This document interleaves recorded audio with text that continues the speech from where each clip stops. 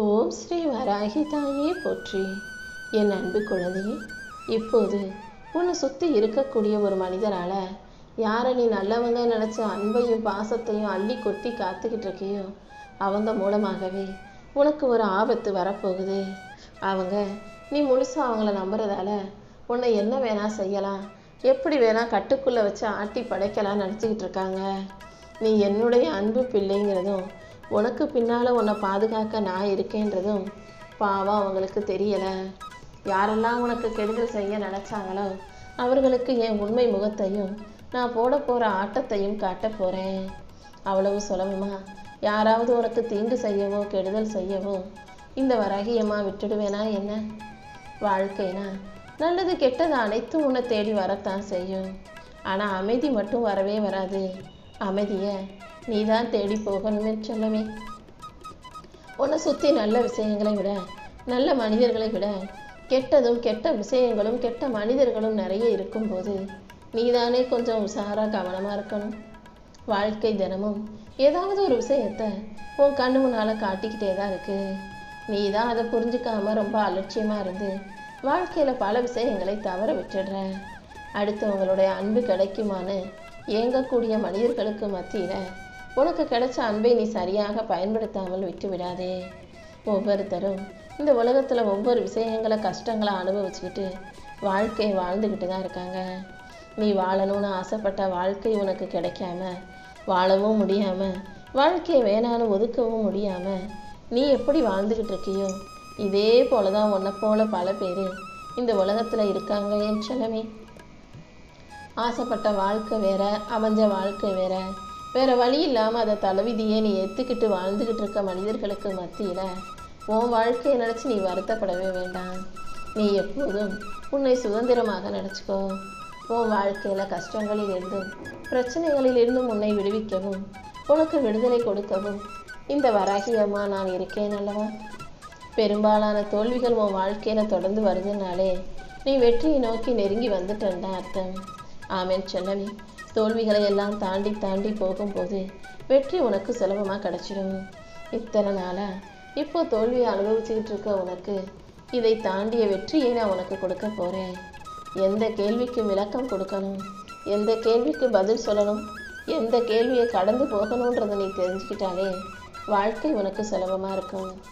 எல்லாருக்கும் எல்லா விஷயங்களுக்கும் நீ முக்கியத்துவம் கொடுத்துக்கிட்டே இருந்தீன்னா தேவையானதுக்கு முக்கியத்துவம் கொடுக்க முடியாமல் போய்விடும் அல்லவா.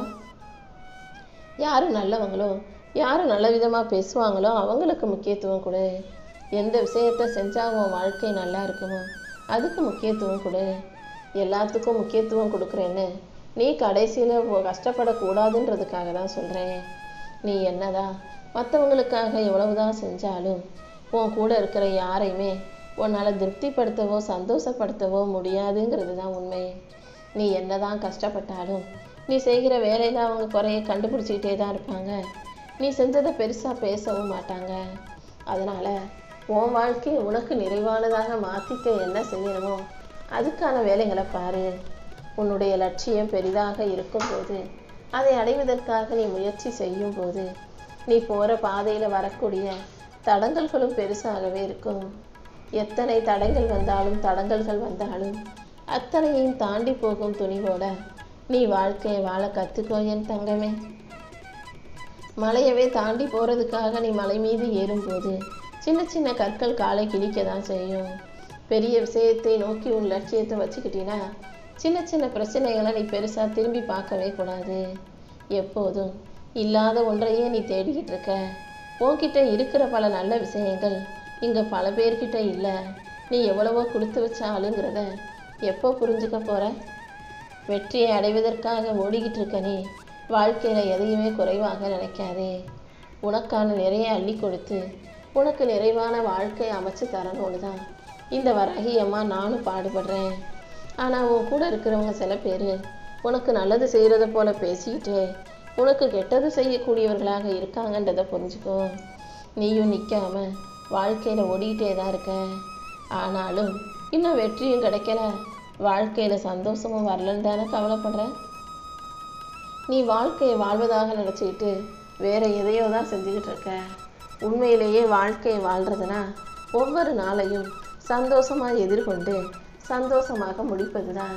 காலையில் எந்திரிக்கும் போதும் நம்பிக்கையோட நல்ல நேர்மறை எண்ணங்களோட இன்னைக்கு நல்லது நடக்கும், நான் நினச்ச காரியம் நல்லபடியாக நடக்கும்ன்ற நம்பிக்கையோடு எந்திரிக்கணும். இரவு தூங்க போகும்போதும் இன்னைக்கு நான் நினச்சது சில விஷயங்கள் நடந்துச்சு, நடக்கலை, ஆனால் அதை தாண்டி எனக்காக எல்லா விஷயங்களையும் கொடுத்த இறைக்கு நன்றி, என் வராகி அம்மாவுக்கு நன்றி, நான் தெரிஞ்சும் தெரியாமலும் செய்த தவறுகளை மன்னிச்சுக்கோங்க, எனக்கு கொடுத்த இந்த வாழ்க்கைக்கும் எனக்கு அமைஞ்ச பல நல்ல விஷயங்களுக்காகவும் நன்றின்னு சொல்லிக்கிட்டு ஒவ்வொரு நாளும் வாழ்க்கையை சிறப்பாக ஏற்றுக்கிட்டு வாழ பழகு. உன் வாழ்க்கையில் நீ சில பேரை விலக்கி வச்சிருக்க, சில பேர்கிட்ட இருந்து விலகி இருக்கன்னு எனக்கு தெரியும். ஆனால் அது சுயநலத்துக்காக அல்ல, அவங்க உன்னை தப்பாக பேசுகிறாங்க, தாழ்வாக நடத்துகிறாங்க, உன் தன்மானத்துக்காகவே நீ சில பேரை ஒதுக்கி வைக்கிறேங்கிறதையும் நான் அறிந்தவனாகவே இருக்கிறேன் என் செல்லமே. நீ நல்லா இருக்கும்போது உன்னை நல்லா பாராட்டி உயர்த்தி பேசுகிற இதே மனிதர்கள் நீ கஷ்டப்படும் போது அவங்க வார்த்தைகள் மாறும், அவங்களுடைய மதிப்புகளும் அவங்க உனக்கு கொடுக்குற மரியாதையும் மாறும். இதை எப்போதும் நீ மறவாதே. சூழ்நிலைகள் மாறும்போது பலருடைய வார்த்தைகளும் சிலருடைய வாழ்க்கையிலே கூட மாறி போயிடும்.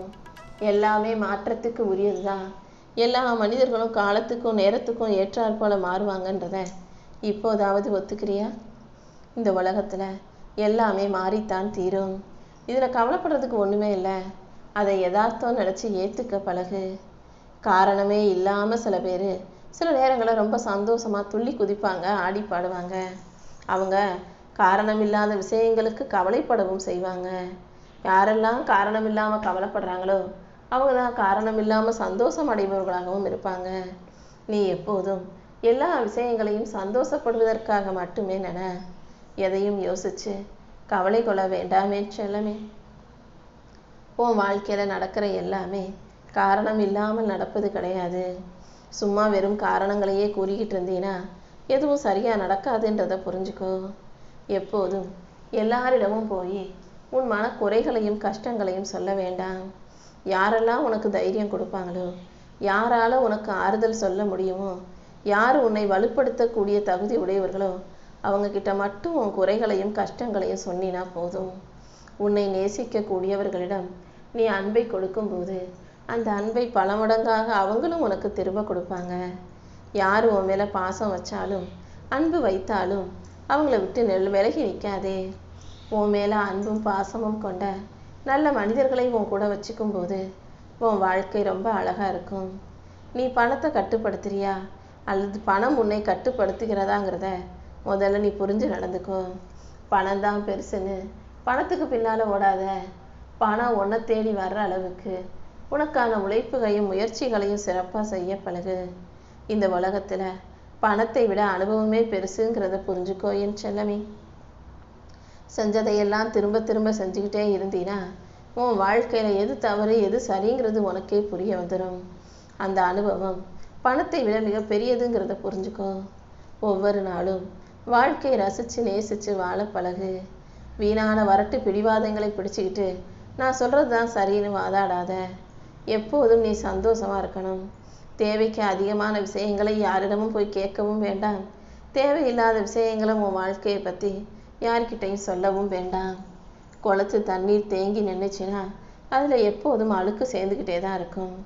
ஆனால் ஓடக்கூடிய ஓடை ஒரு இடத்துல நிற்காமல் ஓடிக்கிட்டே இருக்கிறதுனால அது தண்ணீர் போல் கண்ணாடி போல் தெளிவாக இருக்கும்.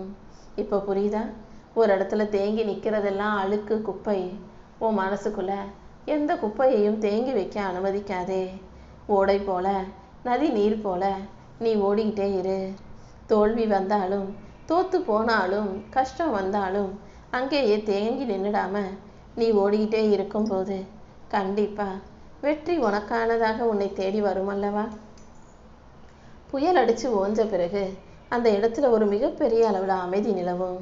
அதே போல தான் உன் மனசில் இருக்க குழப்பங்கள் அனைத்தும் தீர்ந்த பிறகு நான் உனக்கு ஒரு தெளிவை கொடுப்பேன்.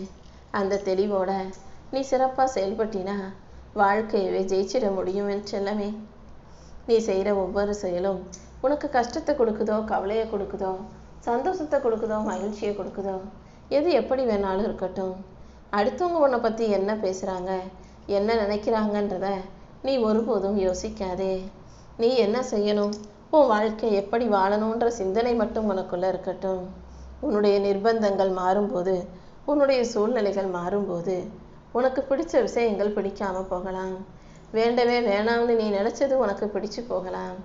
எது எப்படி இருந்தாலும் அதை ஏத்துக்க தானே ஆகணும்.